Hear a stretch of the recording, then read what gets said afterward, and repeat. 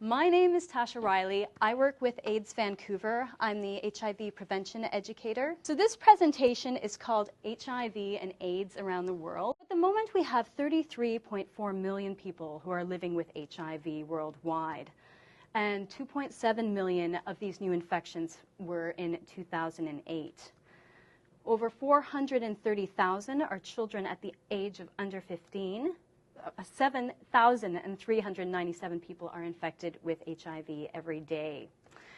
And this is a really big point. 95% of all those living with HIV live in developing countries. So we're going to talk a little bit about statistics, and statistics are used for a number of different things.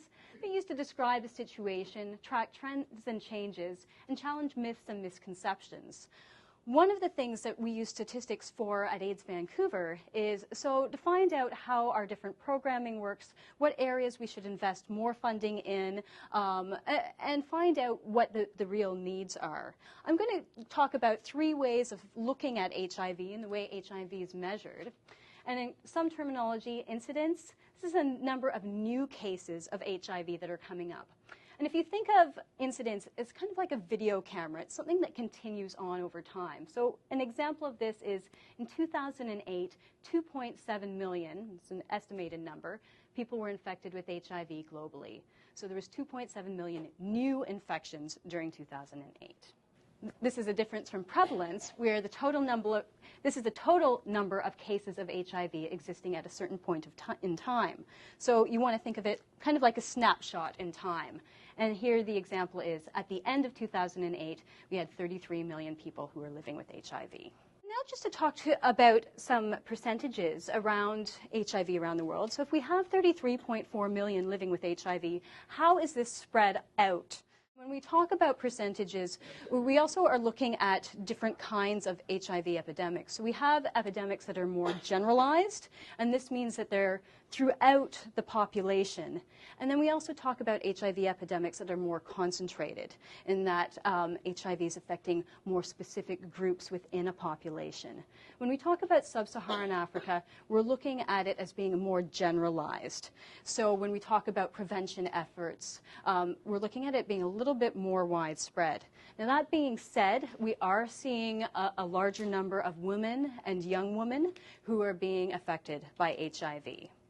And another good example to show you how much HIV has impacted sub-Saharan Africa is the example of Swaziland, where the lifetime rate has been actually cut in half. So now that the average lifetime of a person is 37 years. What about Asia and the Pacific? Any guesses as to what the percentage here might be? 14%.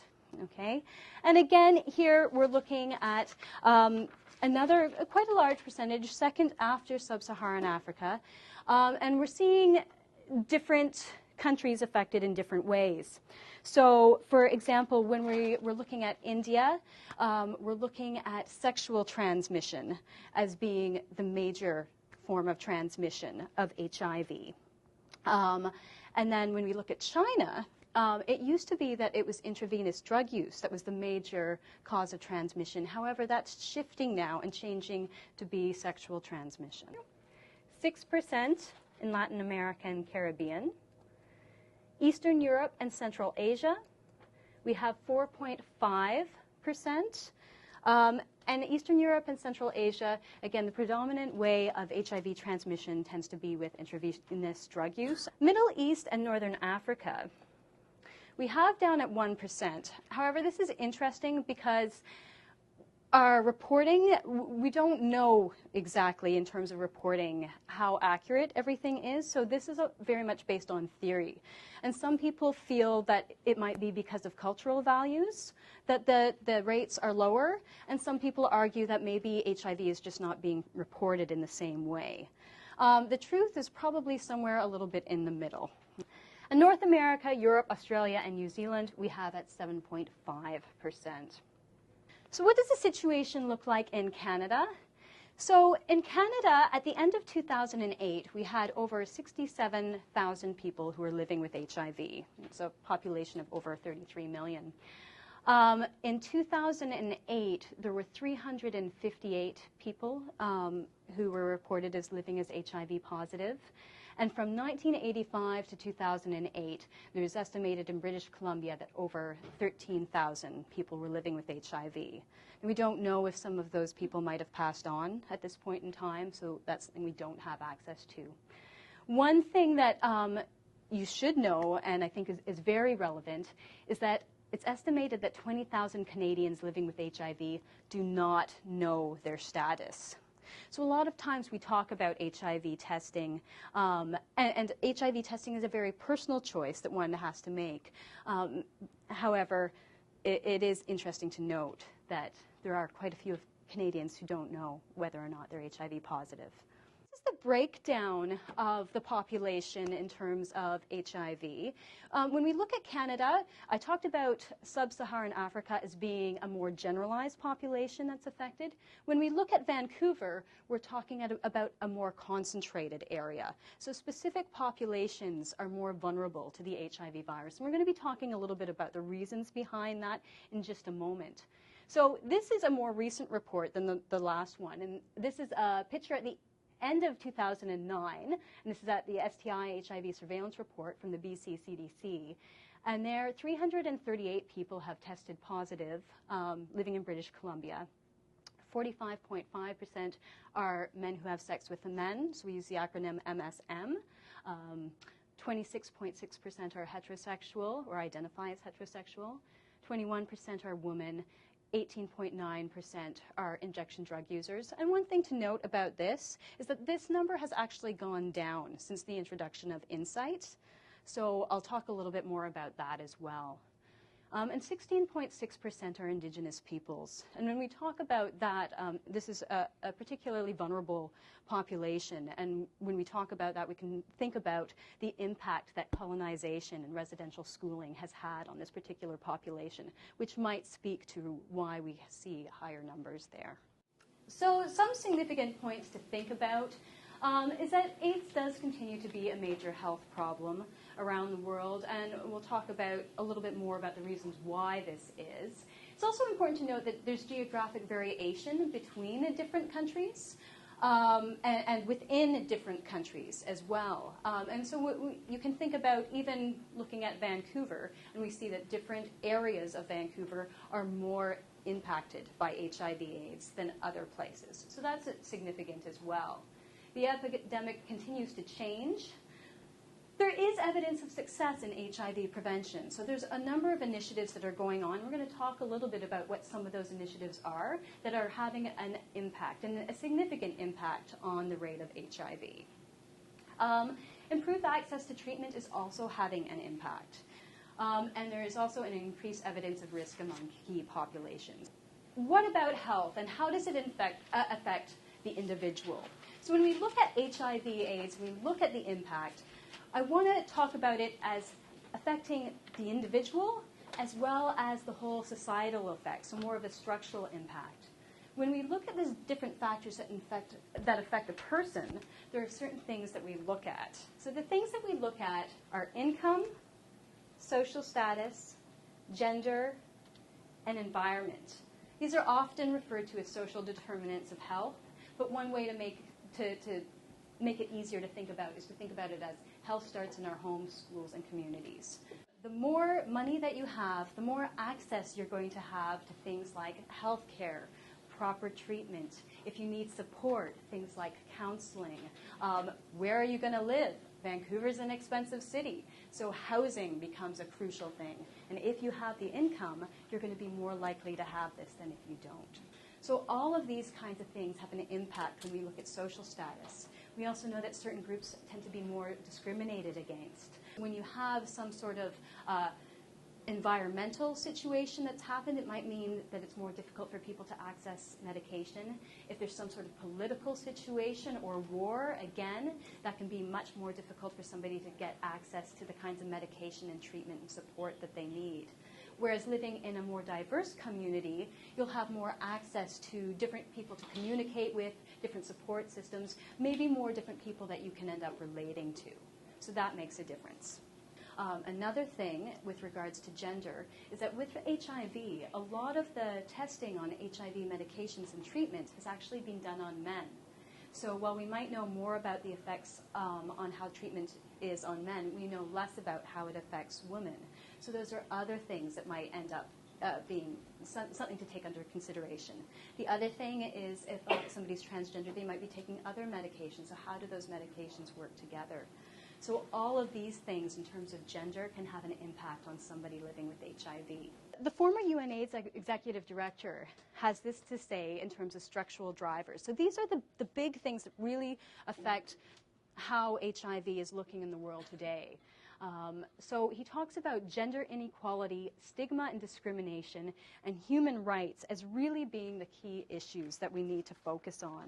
And when you think about gender inequality, stigma and discrimination, and human rights, there's certain areas of this big picture that I want to particularly focus on. And it's something that we won't have a chance to talk as much about today, but I do encourage you to get more information on these things. So one of the things that is talked about as being a factor that can increase the rates of HIV is the overly broad criminalization of HIV transmission.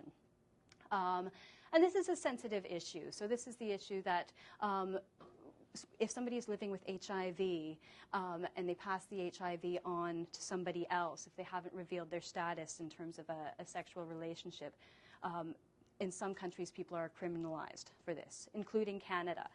And one of the things that people talk about, it is a subject of debate, but one of the things that people bring up about this is the fact that when you end up criminalizing HIV, people might be less likely to go and get HIV testing because they're afraid to reveal their status. Another thing is the denial of protection from marital rape and domestic violence.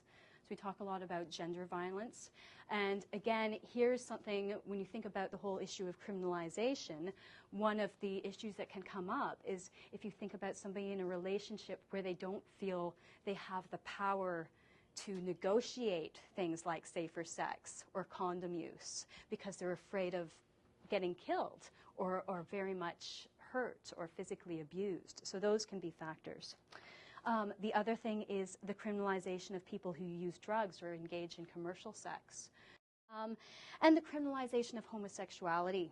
That's another big one. And in certain countries we're seeing that people are not only being criminalized, but they're actually being posted on the front pages of newspaper and really outed for their status, which can be another reason why people don't want to come forward. And this restriction of entry, stay, and residence based on HIV status. And again, this is another very important one. And we know in the States that for a while, if somebody was living with HIV, they couldn't even cross the border. Now that's been changed, but again, that was another really big impact of how laws can affect HIV status.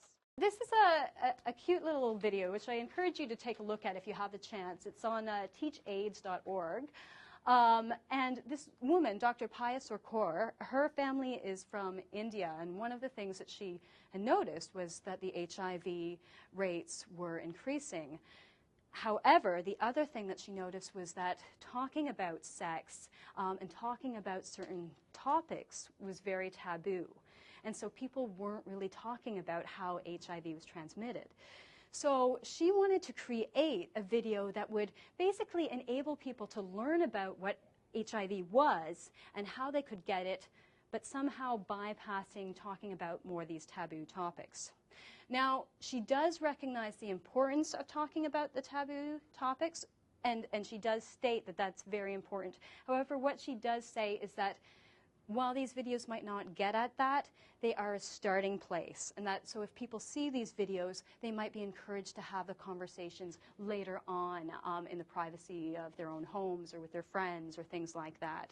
And India is not the only place where speaking about sex is taboo. There are many other different countries that have the same difficulties, including the States, including Canada. And I do say that because I have gone to certain places. I go out and deliver HIV workshops, and when I've gone in to deliver certain HIV workshops, I have had some people that have asked me not to bring in condoms or not to talk about certain things. Now, at AIDS Vancouver, we do talk about that, and we talk about the importance of talking about that.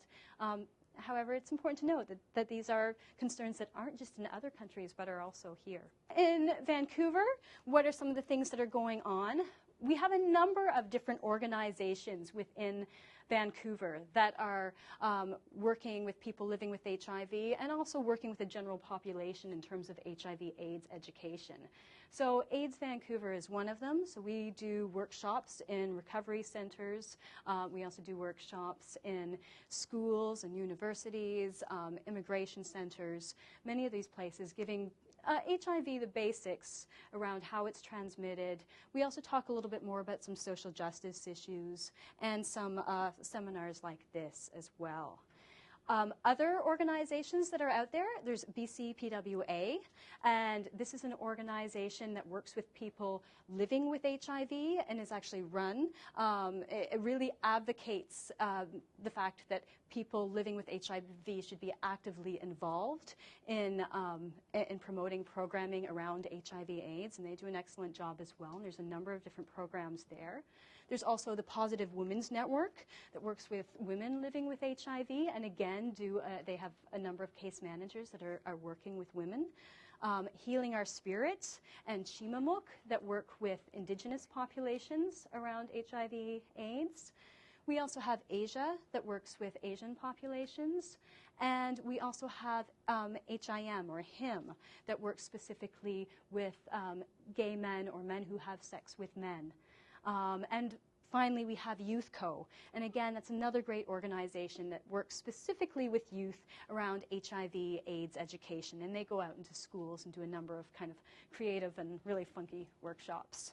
So I encourage you to take a look at all of them because they all offer something very unique. The question of harm reduction is the idea of meeting people where they're at. And it can be a controversial topic, specifically when we're talking about needle exchange programs. And so people who are using intravenous drugs are able to actually go and exchange a needle for a new needle in order to help prevent the spread of HIV and also hepatitis C. And as you know, we have a program here called Insight. And there's also initiatives that are happening around the world. And this was part of a pilot program that started in 2003. It was part of the whole idea of the 4 pillars, emphasizing enforcement, prevention, treatment, and harm reduction as a resource for people living with HIV. And some of the significant things with regards to Insight in the time that it has been, and maybe some of you know or maybe some of you don't know, that there is actually still an ongoing debate about its existence, continued existence.